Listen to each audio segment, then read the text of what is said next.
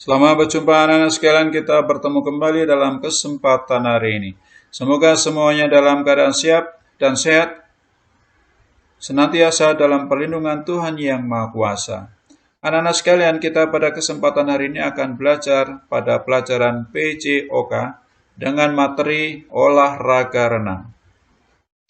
Adapun materi belajar yang kita bahas pada kesempatan hari ini adalah satu, pengertian renang, yang kedua, gaya renang, yang ketiga, sejarah renang, yang keempat, ukuran kolam renang, dan yang kelima, nomor lomba renang. Anak-anak sekalian, yang pertama kita bahas adalah pengertian renang. Yang dimaksud dengan renang adalah upaya menggerakkan semua bagian tubuh ke atas permukaan air, dan tentu saja melakukan pergerakan menuju ke depan. Yang pertama kita bahas adalah gaya renang. Gaya renang yang kita kenal dalam olahraga renang adalah 1. Gaya bebas, 2. Gaya punggung, 3. Gaya kupu-kupu, dan yang keempat adalah gaya dada. Nomor 1 adalah ilustrasi renang gaya bebas. Yang kedua, ilustrasi renang gaya punggung. Yang ketiga, ilustrasi renang gaya kupu-kupu, dan yang keempat adalah ilustrasi renang gaya dada. Anak-anak sekalian, renang gaya bebas merupakan teknik dasar berenang. Tentu saja ada teknik dasar yang lain. Renang gaya bebas dilakukan dengan badan telungkup, menggerakkan kaki bergantian, dan gerakan tangan seperti kincir angin. Ada beberapa saat mengambil napas. Renang gaya bebas memungkinkan atlet berenang pada jarak yang jauh.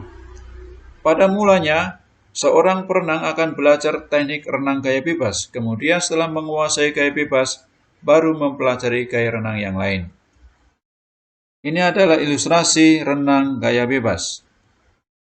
Berikutnya adalah renang gaya punggung.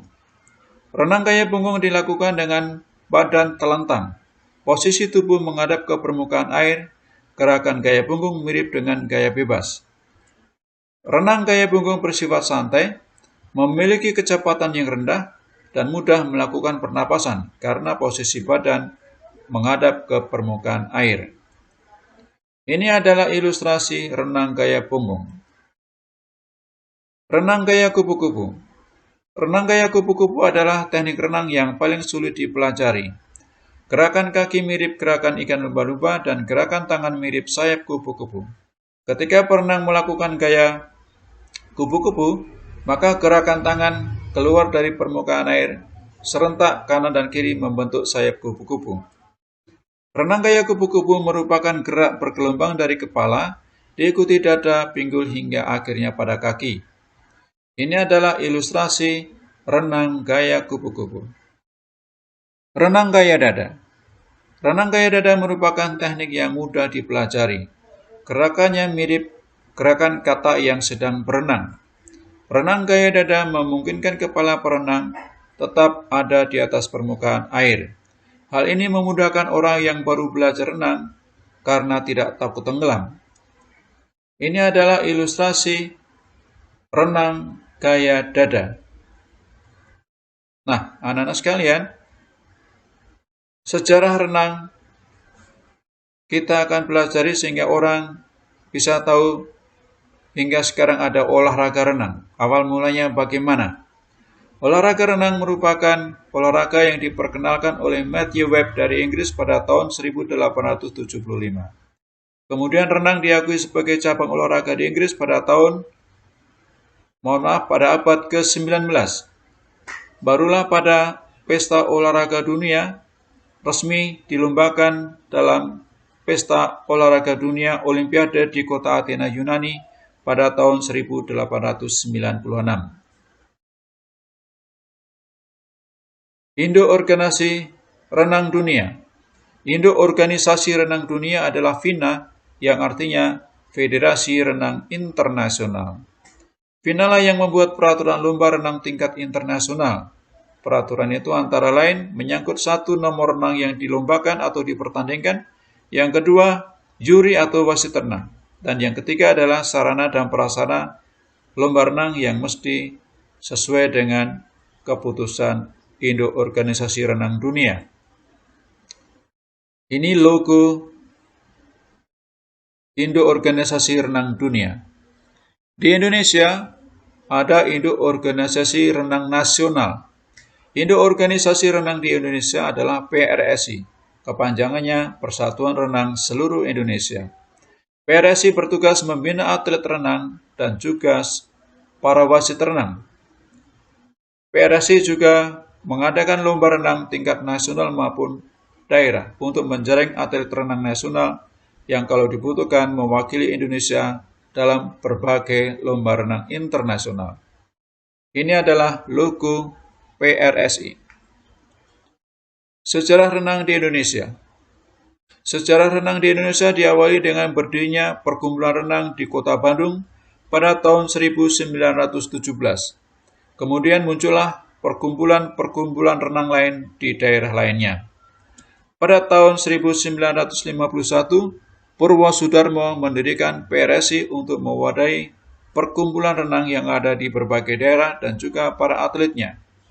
PRSI melatih atlet renang untuk mewakili Indonesia dalam berbagai pertandingan internasional. Anak-anak sekalian, kolam renang yang ada untuk pertandingan nasional maupun internasional mempunyai ukuran sebagai berikut. Menurut PRSI, ukuran standar nasional kolam renang adalah panjang 50 meter dan lebar kolam renang adalah 25 meter. Jumlah lintasan ada 8 buah. Inilah gambar ukuran kolam renang untuk lomba. Anak-anak perhatikan, panjangnya 50 meter dan lebarnya 25 meter. Ini adalah gambar kolam renang standar internasional maupun standar nasional. Nomor lomba renang nasional dan internasional. Lomba renang putra yang pertama adalah gaya bebas pada jarak 100 meter, 200 meter, 400 meter, dan 1500 meter. Demikian juga untuk nomor-nomor yang lain seperti yang terlihat pada monitor anak-anak. Kemudian lomba renang putri, yang pertama adalah gaya bebas jarak 100 meter, 200 meter, 400 meter, dan 800 meter. Dan nomor-nomor lomba lain yang dilombakan sesuai dengan yang terlihat pada monitor anak-anak. Nomor lomba renang kelompok umur. Lomba renang kelompok umur dilakukan untuk yang belum terjun ke lomba dewasa. Lomba renang putra terdiri atas 4 kelompok umur. Kelompok umur usia perenang di bawah 10 tahun adalah kelompok 4. Kelompok 3 usia perenang 11-12 tahun. Kelompok 2 usia perenang 13-14 tahun. Dan kelompok 1 usia perenang 15-17 tahun. Demikian juga lomba renang putri memakai kelompok yang sama.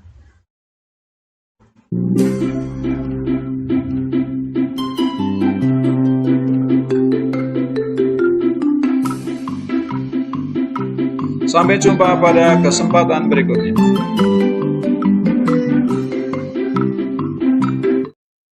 Demikian anak-anak yang bisa Bapak sampaikan.